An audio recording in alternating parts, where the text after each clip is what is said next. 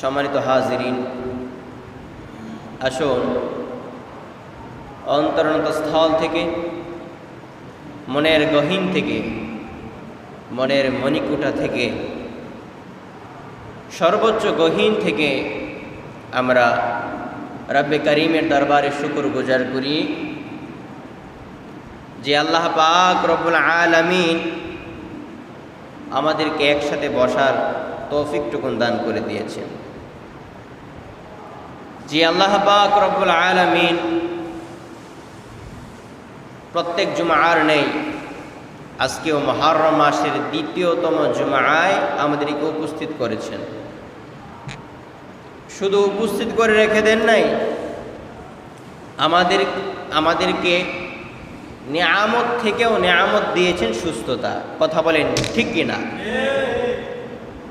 আল্লাহ পাক রব্বুল আলামিন আমাদেরকে পরিপাটি করেছেন। আল্লাহ পাক রব্বুল আলামিন আমাদেরকে সুন্দর ও সাবলীলভাবে মহান আল্লাহ পাক রব্বুল আলামিনের ঘর, মহান ঘর দুনিয়ার জান্নাতে আসার এবং বসার সৌবর্ণ সুযোগটুকুন ভিক্ষা দান করে দিয়েছেন। জুমার আগ মুহূর্তে আমি অধম গুনাহগারকে কোরআন, হাদিস, ইজমা ও কিয়াস থেকে নসিহাপূর্ণ কিছু বলার, আপনাদেরকে শোনানোর, আপনাদেরকে শোনার, পরবর্তীতে আমল করার যে রব্বুল ইজ্জত আমাদেরকে তৌফিকটুকুন দান করে দিয়েছেন, সে রব্বে করিমের দরবারে একটিবারের জন্য মর্দে মুজাহিদের কণ্ঠে আকাশ বাতাসকে মুখরিত করে শরীরের সবটুকুন শক্তিকে উজাড় করে দিয়ে একটিবারের জন্য রব্বে করিমের দরবারে কালিমাতুশ শুকর আদায় করব, চিৎকার দিয়ে বলবো আলহামদুলিল্লাহ। আর একটিবারের জন্য শুকরিয়া আদায় করছি, লক্ষ কোটি দুরুদ সালাম সেই মহান নবীজির উপর, যেই নবী সৈয়দুস সাকালাইন, আফতাবে নবুওয়াত, শাহেনশাহ রিসালাত, যিনি হায়াতুন নবী, জিন্দা নবী, মায়ার নবী, উম্মতের কান্ডারি নবী, যিনি শাফিউল মুজনিবিন, সৈয়দুল মুরসালিন, খাতামুন নবীন, আকায়ে নাম, তাজদার মদিনা, আহমদ মুস্তফা, মুহাম্মদ মুজতবা, যিনি আমার নবী, যিনি আপনার নবী, যিনি স্বয়ং নবীদের নবী, অসংখ্য অগণিত সাহাবায়ে কেরামদের নবী, স্বয়ং আমার আল্লাহ পাক রব্বুল আলামিনের নবী, পড়েন সুবহানাল্লাহ। সেই নবীজির কারণে আমরা সম্মানিত হয়েছি, এর মধ্যে কোনো সন্দেহ আছে? সেই নবীজির উপর, সেই নবীজির উম্মত আমরা হয়েছি, আমাদেরকে জাস্টিফাই করে, যাচাই করে, বাছাই করে রেখে দিয়েছিল আমার নবীজি মুহাম্মদুর রাসূলুল্লাহ সাল্লাল্লাহু আলাইহি ওয়াসাল্লামের উম্মত বানানোর জন্য। পড়েন সুবহানাল্লাহ। সেই নবীজির উম্মত হয়ে আমরা খুশি নাকি বেজার? জোরে বলেন। যদি খুশি হয়ে থাকি, মনটাকে আরো একবার উজাড় করে দিয়ে চিৎকার দিয়ে বলবো আলহামদুলিল্লাহ।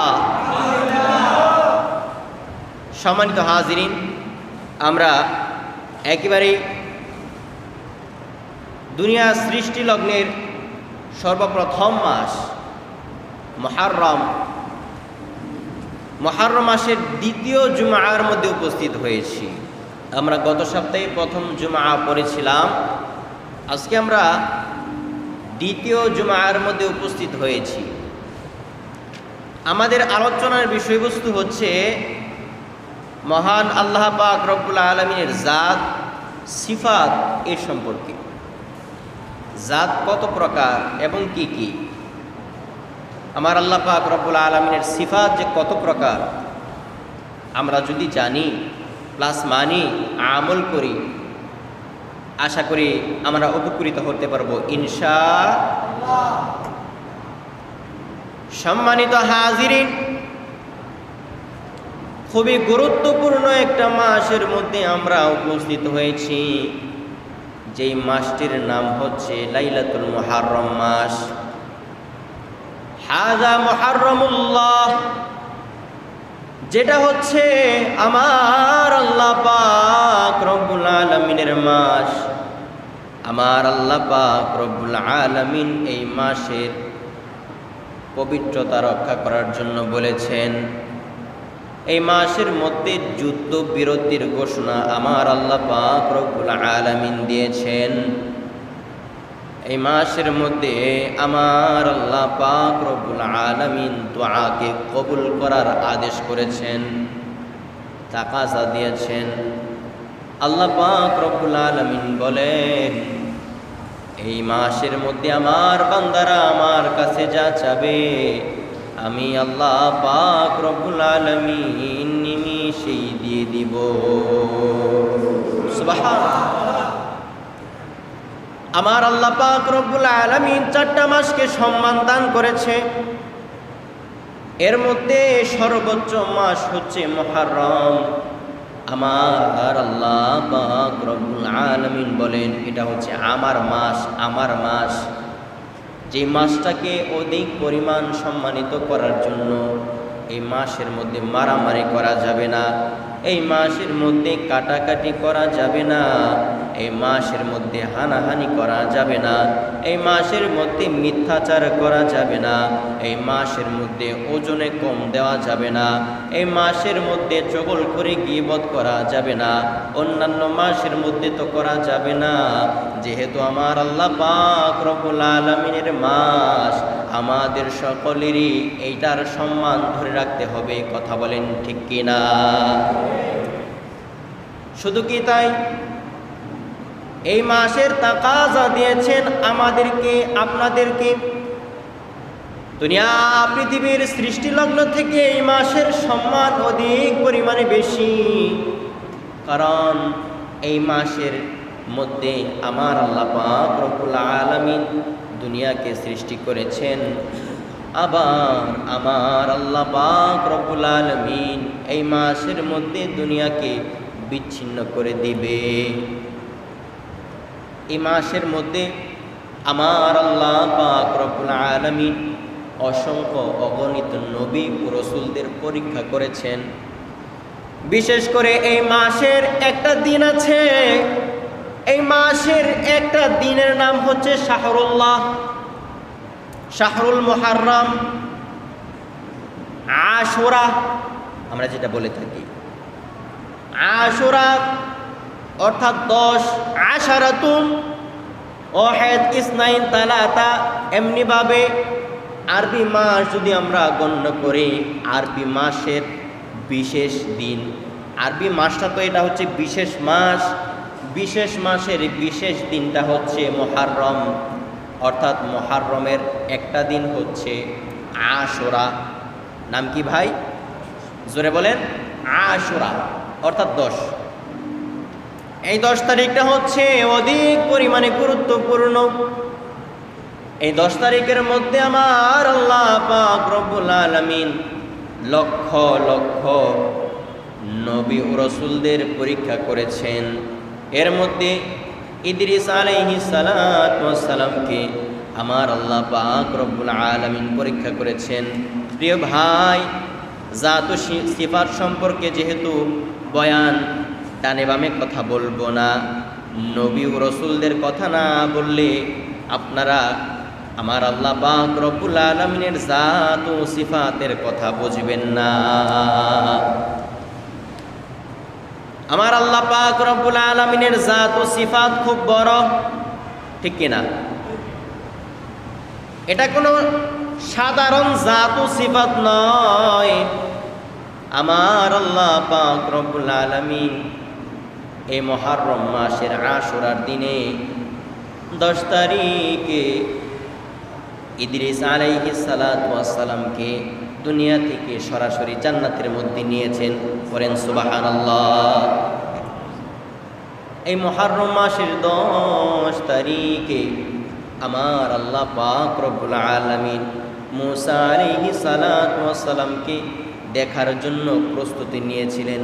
বলেন সুবহানাল্লাহ। এই মুহররম মাসের 10 তারিখে আমার আল্লাহ পাক রব্বুল আলামিন নূহ আলাইহিস সালাতু ওয়াস সালামকে এবং নূহ আলাইহিস সালাতু ওয়াস সালামের 40 জোড়া উম্মতদেরকে এবং নূহ আলাইহিস সালাতু ওয়াস সালামের কিশতিকে, নূহ আলাইহিস সালাতু ওয়াস সালামের পশুপাখি পাখিদেরকে, নূহ আলাইহিস সালাতু ওয়াস সালামের জীবজন্তুকে কিশতির মধ্যে তুলে মুহররম মাসের 10 তারিখে যদি নদীর পারে, যদি পাহাড়ের পারে আশ্রয় দিয়েছিলেন। বলেন সুবহানাল্লাহ।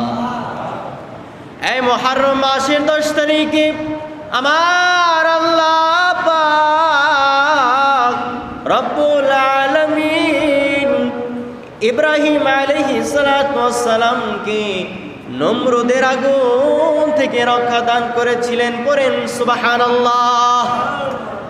শুধু কি তাই, আমার আল্লাহ পাক রব্বুল আলামিন এই মুহররম মাসের 10 তারিখে ঈসা আলাইহিস সালাতু ওয়াস সালামকে চতুর্থ আসমানে দুনিয়া থেকে সরাসরি নিয়ে গিয়েছে। জোরে বলেন না সুবহানাল্লাহ। কয়টা ঘটনা বলবো, ইতিহাসের পৃষ্ঠা যদি পাল্টায় একের পর এক চ্যাপ্টার বাই চ্যাপ্টার সামনে চলে আসে, চোখের সামনে ভাসে, আর দেখতে পাই এই মুহররম মাস এত পরিমাণে সম্মান। রমজানের পরে সবচেয়ে গুরুত্বপূর্ণ এই মুহররমুল্লাহ, আমার আল্লাহ পাক রব্বুল আলামিনের মাস। চিৎকার দিয়ে বলেন সুবহানাল্লাহ। সবচেয়ে গুরুত্বপূর্ণ মাস, অনেক বেশি গুরুত্বপূর্ণ। কয়টা হাদিস দিয়ে আপনাদেরকে বুঝাবো, কয়টা ইতিহাস দিয়ে বুঝাবো, কয়টা হাদিসের গ্রন্থ দিয়ে বুঝাবো, কয়টা হাদিসের তাকাজা দিয়ে বুঝাবো। এই মাসটা সাধারণ কোনো মাস নয়। হাযা মুহররমুল্লাহ, নবী পাক সাল্লাল্লাহু আলাইহি ওয়াসাল্লাম ঘোষণা দিয়েছেন এই মাসের সম্মান আপনার ও আমারকে ধরে রাখা ফরজে আইন। চিৎকার দিয়ে বলেন সুবহানাল্লাহ। সম্মান ধরে রাখা ফরজে আইন। যে জিহাদকে আমার আর আপনার উপর ফরজ করেছেন মহান আল্লাহ পাক রব্বুল আলামিন, এই জিহাদকে এই মাসের মধ্যে নিষিদ্ধ করা হয়েছে মুহররম মাস। চিন্তা করেছেন? প্রিয় ভাইরা আমার আল্লাহ পাক রব্বুল আলামিনের জাত ও সিফাত সম্পর্কে আল্লাহ পাক রব্বুল আলামিন নিজেই বলছেন কোরআনুল কারীমের মধ্যে, ইয়া আইয়ুহাল্লাযীনা আমানু যালিকুমুল্লাহু রাব্বুকুম। হে ঈমানদারগণ, তোমরা মনোযোগ সহকারে শোনো। যালিকুমুল্লাহু রাব্বুকুম, আমার আল্লাহ পাক রব্বুল আলামিন বলেন আমি তোমাদের প্রভু। আল্লাহ পাক নিজে বলছেন তিনি আমাদের প্রভু। লা ইলাহা ইল্লা হুয়া খালিকু কুল্লি শাইইন ফা'বুদু। আমার আল্লাহ পাক রব্বুল আলামিনের হাবিব মুহাম্মদুর রাসূলুল্লাহ সাল্লাল্লাহু আলাইহি ওয়াসাল্লাম ডাক দিয়ে জানায় দেয়, এই দুনিয়ার মানুষেরা, ইমানদার মুত্তাকি আমার উম্মতেরা রে, শোনো। আমার আল্লাহ পাক রব্বুল আলামিন একক, তিনার কোনো শরীক নাই, মাবুদ নাই, তিনার আশেপাশে কেহ নাই, তিনি একক। আল্লাহ পাক রব্বুল আলামিন আমাদের মালিক। আল্লাহ পাক ছাড়া আমাদের কোনো ইলাহ নাই, মাবুদ নাই, এটা আমাদেরকে মানতে হবে। তারপরে আসুন খালিকুল লিকুল্লি শাইইন ফা'বুদু ওয়া হুয়া আলা কুল্লি শাইইন ওয়াকিল। আল্লাহু আকবার। আমার আল্লাহ পাক রব্বুল আলামিন বলেন তিনি সর্ববিষয় সৃষ্টিকর্তা। দুনিয়ার জমিন এক প্রান্ত থেকে অন্য এক প্রান্তের দিকে যদি আমরা তাকাই, আল্লাহ পাক রব্বুল আলামিনের সৃষ্টি দিয়ে ভরা, ঠিক না? সকল সৃষ্টি আমার আল্লাহ পাকের। তৃতীয় আয়াতে আমার আল্লাহ পাক রব্বুল আলামিন বলছেন, লা তুদরিকুহুল আবসার ওয়া হুয়া ইউদরিকুল আবসার ওয়া হুয়াল লাতীফুল খাবীর। আমার আল্লাহ পাক রব্বুল আলামিন বলেন কাজেই আমরা ইবাদত করব কার? জোরে বলেন, আমরা ইবাদত করব কার? আমরা দুনিয়ার কোনো মানুষের ইবাদত করি না, দুনিয়ার কোনো মানুষের দাসত্ব করে চলি না। দুনিয়ার কোনো মানুষের কথার নিচে আমরা চলি না, কারণ আমরা তো কোরআন পড়েছি। আমাদের তো একজন আছে, তিনি কে? আমরা মানুষের কাছে গিয়ে হাত পাতি না, ভিক্ষা চাই না যে আমাকে ভিক্ষা দেন। কারণ তাওয়াক্কালতু আলাল্লাহ, আমাদের দিনের শুরুটা হয় তাওয়াক্কালতু আলাল্লাহ দিয়ে, আল্লাহ পাক রব্বুল আলামিনের জিকির দিয়ে। আমরা তাওয়াক্কুল করি আল্লাহ পাকের উপর, মানুষের কথার উপর আমরা কোনো তাওয়াক্কুল করি না। আপনারা কেহই করবেন না, কথা বলেন ঠিক কিনা? করা ঠিকও না, তাহলে কাফের হয়ে যাইতে হবে। আল্লাহু রাজ্জাকুন তাওয়াক্কালতু আলাল্লাহ, 5 ওয়াক্ত নামাজ আমাদের রিজিককে বৃদ্ধি করে দেয়, ঠিক কিনা? আর রিজিক বৃদ্ধি করার মালিককে? সবার জবানকে উচ্চারিত করতে হবে, রিজিকের মালিককে? দুনিয়ার জমিনের কেহ না। আপনি আমাকে খাওয়াইতে পারবেন? আমি আপনাকে খাওয়াইতে পারবো? এটা কি সম্ভব? আল্লাহ পাক রব্বুল আলামিন আপনার জন্য যতটুকু প্রতিদিনের লিপিবদ্ধ করেছে, আপনার তাকদীরে যতটুকু লিখেছে ঠিক ততটুকুই আপনি খাইতে পারবেন, এক রত্তি বেশি খাইতে পারবেন না, ঠিক কিনা? এটা আল্লাহ পাকের ইচ্ছা। দিবেও আপনাকে, নিবেও তিনিই সব কিছু করবে। সর্বাপেক্ষা তিনারই আমরা দাসত্ব করে থাকি, গোলামি করে থাকি, করবো সবসময়। মানুষের কোনো গোলামি আজ পর্যন্ত করি নাই, করবো না, কথা বলেন ঠিক কিনা? যদি করি কি হয়ে যাবে? আমরা আল্লাহ পাক রব্বুল আলামিনের কাছ থেকে সরে যাব, থাকবো না। এই জন্য তাওয়াক্কুল করবো আল্লাহ পাকের উপর, রিজিকের ভরসা করবো আল্লাহ পাকের উপর, এবং গোলামিও খাটবো তিনার। এই জন্য এখানে এসেছে ওহু আলা কুল্লি শাইইন ওয়াকিল। আমার রাসূলুল্লাহ সাল্লাল্লাহু আলাইহি ওয়াসাল্লাম তিনার পাক জবানে বলছেন আমরা দাসত্ব করতে হবে আমার আল্লাহ পাকের। পড়েন সুবহানাল্লাহ। দ্বিতীয় আয়াতের মধ্যে আমার আল্লাহ পাক রব্বুল আলামিন বলেন লা তুদরিকুহুল আবসার ওয়া হুয়া ইউদরিকুল আবসার ওয়া হুয়াল লাতীফুল খাবীর।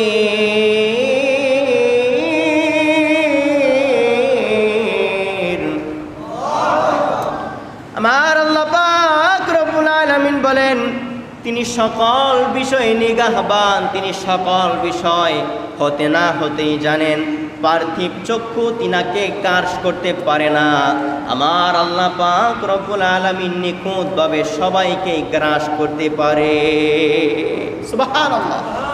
শেষ আয়াতের মধ্যে ওয়া হুয়াল লাতীফুল খাবীর, আমার আল্লাহ পাক রব্বুল আলামিন তিনার সিফাতের পরিচয় তিনি নিজে দিচ্ছেন।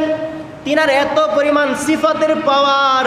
আমার আল্লাহ পাক রব্বুল আলামিন বলেন অবশ্যই আমি আল্লাহ পাক রব্বুল আলামিন হচ্ছে মহান, আমার থেকে মহান দুনিয়ার জমিন আর কেহ নাই, কেউ হয় নাই, হবেও না।